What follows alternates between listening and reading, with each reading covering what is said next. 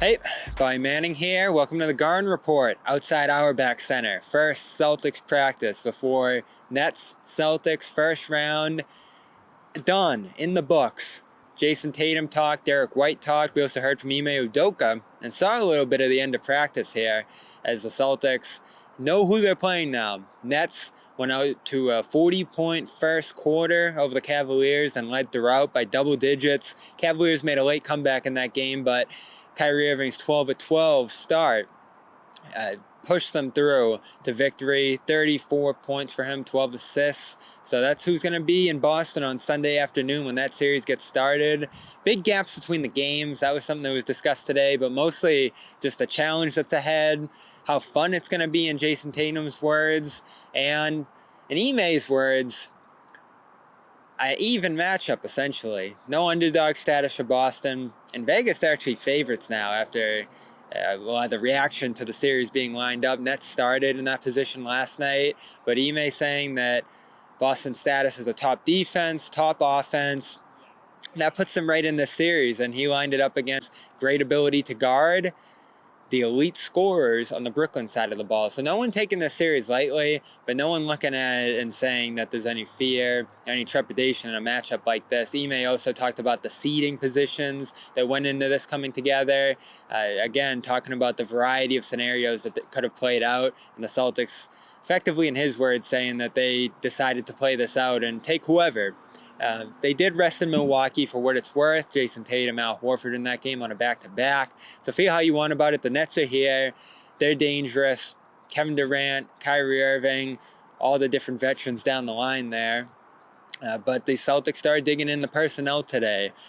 Not included among them, Ben Simmons, who different reports, including our own Jeff Goodman, pointing towards a return in this series after 277 days off from NBA basketball. Former All-Star, former Defensive Player of the Year candidate. That stuff's so far in the rear view, but Ime, when I asked him, effectively said that they know who he is and they know the different things that they can throw at him and attack him with if he does end up playing in this series. Here's what Ime had to say. How do you prepare for the potential Ben Simmons could return in this series, with no film of him with this team, really no, film of him all year playing in the league this year? It'd be hard to emulate that with him being with Brooklyn because we haven't seen him used with them. Obviously, I coached him 2 years ago, and a lot of guys have played with or against him, so we know what he is.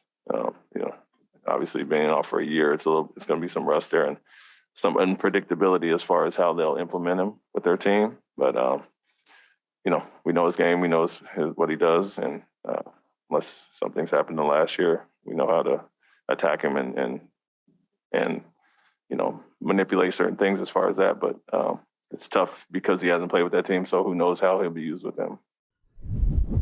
Derrick White also had a funny quote about Simmons saying you never know if he's going to play day to day. Tatum kept it short and sweet, said they'll cross that bridge in terms of preparing for Simmons when they get to it. So definitely more of a focus on Kyrie, Kevin Durant, the guys that are going to be available on Sunday. Now, on the Nets side, Seth Curry did not look good in that game. We talked about it post-game. You can check out our post-game report of that Nets-Cavaliers game on the post-game show. We went live after. So we discussed all the different takeaways we had from that game. Certainly defensively, there's ways to go at Brooklyn. Nothing too specific laid out here at practice today in terms of the game plan that they're going to be going at Brooklyn with, but certainly it's just going to be about holding their ground defensively, playing their game offensively.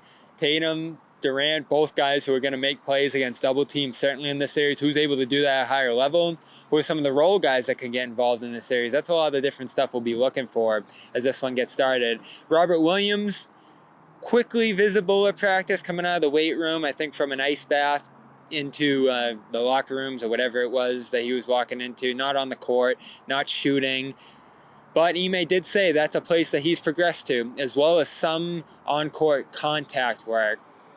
So definitely steps for Rob into the series, but still not drumming up any excitement, saying that they don't expect Rob to play in the series, even though the 4-week mark is right around Game 6. If you look at the schedule that's been released for the series, go check that out at Celtics CLNS.